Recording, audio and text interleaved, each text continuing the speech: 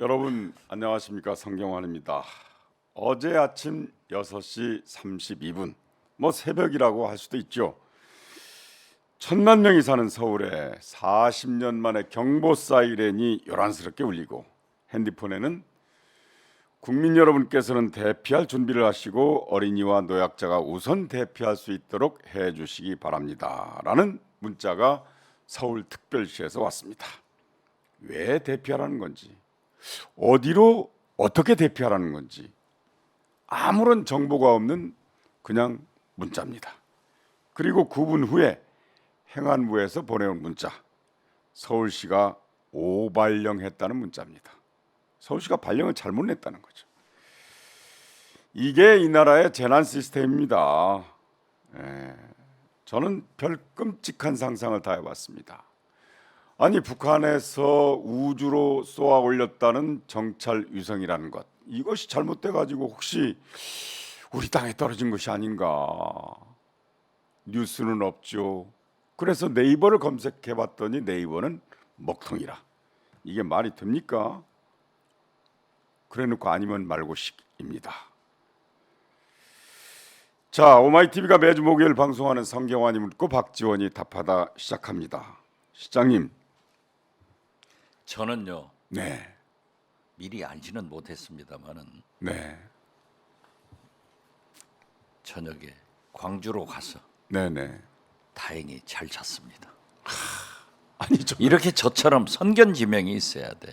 아니 그렇지만 네네. 제가 그 소식을 제 딸로부터 전화를 받고 어떤 방공, 네네.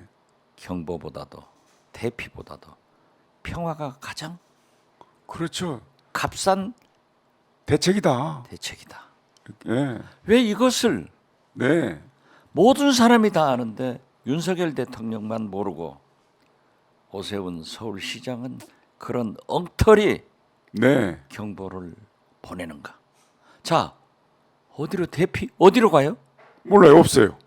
아니 또 뭐 오늘 아침 뭐 신문 보도를 보면은 지하철 그게 어떻게 다 들어갑니까?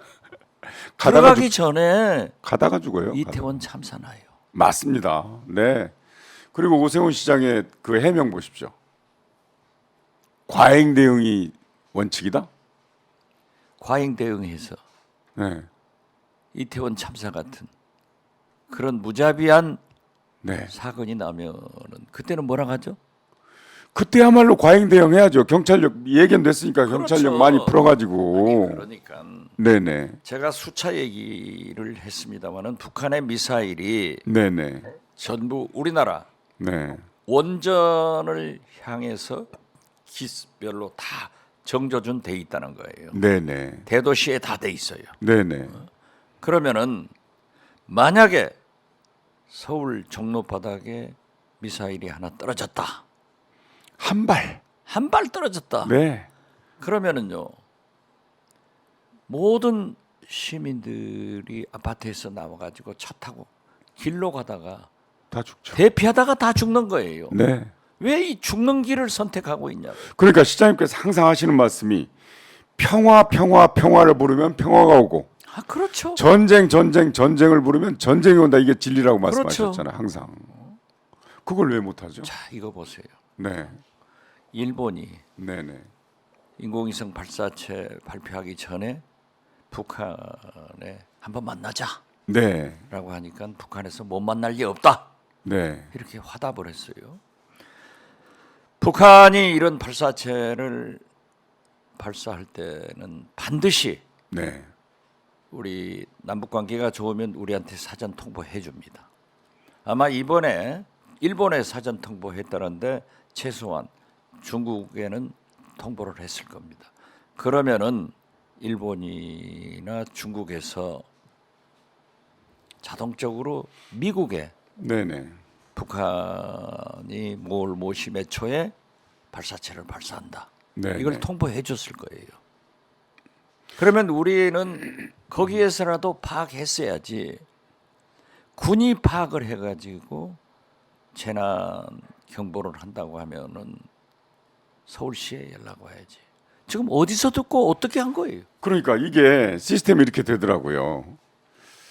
백령도 어청도 거기는 했잖아요. 예. 그러니까 서해로 날아가니까 하죠. 네. 그런데 지자체에서 경계 경보 발령을 할 때는 지자체에 속하는 군부대에서 지령을 내린대요. 이렇게 해달라 요청을 한다는 겁니다. 말하자면 서울시는 수방사에서 해야 되거든요. 근데 거기는 여기 할 필요가 없으니까 안 했어요. 수방사에서. 아니 그런데 그러니까 서울시에서 오세훈 시장 말 빌리면 자체적으로 실무자가 판단해서 했다는 거 아닙니까? 오늘 정세현 어. 전 통일부 장관이 CBS 김현정 뉴스쇼에서 인터뷰를 하시면서 아마 서울시는 일본에서 홍보를 받아가지고 한 것 아닌가.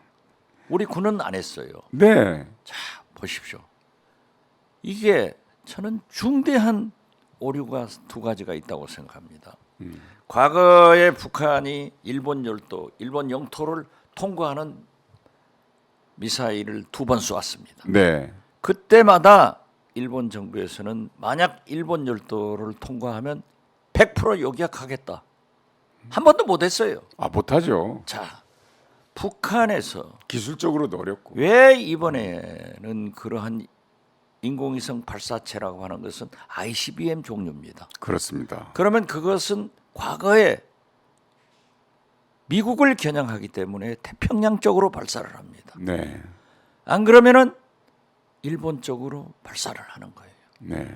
왜 우리 쪽, 우리 연평도 상공을 날아갔을까? 그렇다면 우리 군에서 우리 윤석열 대통령께서 우리가 철저히 방어를 하고 있기 때문에 다 요격한다. 네. 요격했어요? 저 혼자 떨어졌지? 어쨌든 북한이 실패했습니다. 자, 이렇게 여기서 말이죠. 두 가지를 봐야 돼요. 네. 첫째는 우리 한국은 남북 관계가 나쁘니까 패싱당했다. 일본한테는 통보를 했는데. 일본한테는 지금 대화하는 겁니다. 그것도 네네. 제가 설명드릴게요. 네네. 자, 그리고 그렇게 국민들한테 요격할 수 있다. 배트로이트 미사일 뭐 어쩌고 저쩌고 네네. 사드. 왜 우리나라 영공, 연평도 영공을 날아가는데 요격 못했습니까? 요격하겠다고 발사도 못했잖아요. 이러한 것을 정확한 시점이나 알았을까요? 패싱 당하는 것을 네.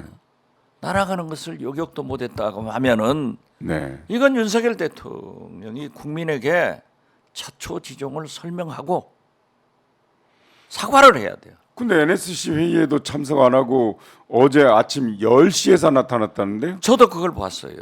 자, 과거 문재인 정부 탓을 이 사람들은 입만 벌리면 하잖아요. 네네.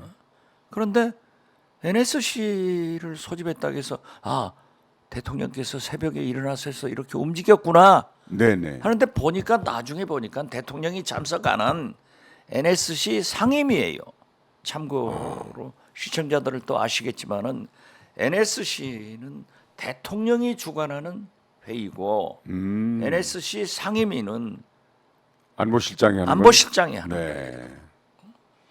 네. 상임위원회니까. 자, 그게 뭐예요? 아, 6시 32분에 31분 서울시에서 발령을 냈죠. 발령을 했는데 대통령이 나타난 것은 10시. 10시 청와대 영빈관에서 청와대 영빈관. 다른 모임 때문에. 달인 모임에 네. 가셔서도 그 얘기를 안 이 했어요. 말씀 한마디도 안 했어요. 아, 이건- 대통령이 어디서 네. 어떻게 계셨는가 이것도 민주당에서 추궁해야 돼요. 그리고 이건 국제적으로 유엔 안보리 결의 사항이잖아요. 해서는 안 된다는 거. 아니 그런데 네네. 저는 그렇게 봐요. 오늘 아침에 북한의 김여정 부부장이 얘기했잖아요. 자기들은 쏘면서 왜 우리는 못 쏘게 하냐. 못 쏘게 하냐? 조만간 또 하겠다. 왜 안보리 제재냐? 네. 지금 한반도 하늘에는 우리 머리 위에는 많은 위성 발사체들이 돌아다니고 있다. 돌아다니고 있죠. 네. 우리도 이걸 한 건데 왜 못하게 하냐? 우리 곧 발사하겠다. 만약에 참 다행히 성공을 못하고 실패해서 네. 우리 영해상에 우리 바다에 떨어졌기 때문에 우리가 우리 수거를 하죠. 수거를 하고 있는 네네. 것으로 알고 있습니다만은 이게 그러한 것은 심지어 위성이나 그런 미사일의 껍데기 네네. 그 맨 가에 네네. 이러한 것도 굉장한 기술을 요하기 때문에 분석할 수 있죠. 분석해야 돼요. 그런 것은 네. 우리가 소득이죠. 네. 다행히 잘 실수를 한 거야. 그렇지만 북한의 실수가 우리의 소득이다. 실수했다고 네. 잘 됐다 할 필요도 없어요. 또 북한이 이례적으로 우리가 실수했다 인정을 했죠. 인정하면서 15시간 만에 인정을 하고 발표를 하고 네. 또 우리는 쏜다. 네. 아니, 이게 어떤 의미에서 보면은 북한이 지극히 정상 국가로 가는 하나의 모습을 보인 거예요. 네. 북한은 과거의 실수를 오류를 인정하지 않습니다. 않죠. 그런데 네. 이런 잘못된 것은 또 실수를 북한의 변화라고 볼 수 있겠네요. 변화죠. 네. 그러니까 저는 첫째 네. 우리 윤석열 정부가 패싱 당하고 어디로부터 이 정보를 받았느냐 하는 것을 민주당에서 요구를 해야 돼요. 대통령께서 밝혀야 되고 어떻게 해서 연평도 상공을 날아가는데 우리 영공을 날아가는데 요격하려고 발사 한 번 못했냐? 우리 방어 태세가 뭐냐? 이것도 따져야 우리 영토를 침범하면 선제 타격하겠다고 했잖아요. 그렇죠. 네. 왜 입만 버리면 문재인 대통령 탓을 하더니 이제 대통령은 NSC 주제도 안 하고. 주제도 하지 않고 근데 반면에 10시에 네. 청와대 영빈관 행사에 참석해서 말씀도 안 하셨다 하면은 네. 대통령께서 최초 보고를 누구로부터 어떻게 들었고 대통령의 일성이 뭔가 이런 것을 추궁해야 돼요. 반면에 기시다 일본 총리는 아침 일찍부터 NSC 주재를 했대요.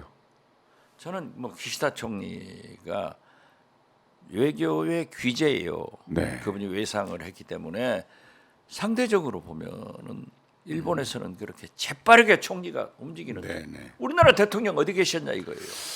마치 이것은 네. 세월호 7시간 박근혜가 어디 있었냐 하는 거하고 더 중요한 거예요. 정인백. 아, 이게 지금 댓글창 보면 말이죠. 박지원 국회로 가세요. 박지원. 저 갑니다. H킴이란 뭐 빅마우스. 아, 가야죠. 상식이 통하는 세상 살. 이제 전에는 홍득용 님도 박지원을 국회로 보냅시다 이렇게 했는데 전에는 실장님에 대한 안티가 좀 있었거든요. 잘 몰라가지고. 근데 이제는 좀 많이 파악한 것 지금도 같아요. 안티 있어요. 안티가 안티가 있는 게 정상이지. 51% 지지만 그런 것은 네네. 정치인은 40%의 반대는 100%의 찬성이라고 네, 생각하는 거예요. 그러니까. 근데 어쨌든 희망을 갖습니다. 아니 그런데 이건 나는 아무리 생각해도 어떻게 이런 일이 더 기가 막힌 말씀 제가 그렇게 드려볼게요. 보수를 지향하고 강대강으로 북한을 하겠다고 했는데 벌어지고 있는가? 하나 다행한 것은요.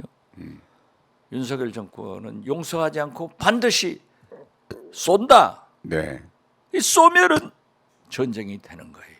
그러니까. 그래서 나는 야 윤석열 대통령이 국민한테 얘기한 대로 쏴버리는 것 아니냐, 전쟁 나는 것 아니냐 하는데 걱정하셨는데 다행히 안 다행히 했다. 안 쏘더라. 네, 쏘지도 못해요. 그러면서 말로만 그렇게 하는 그러니까. 거예요. 그래서 저는 다시 한번 이게 말씀드리지만은 어떤 국방보다도 어떤 경보보다도 평화가 더 훨씬 싼 네, 대비다. 그런 일이다. 네, 경보다. 네.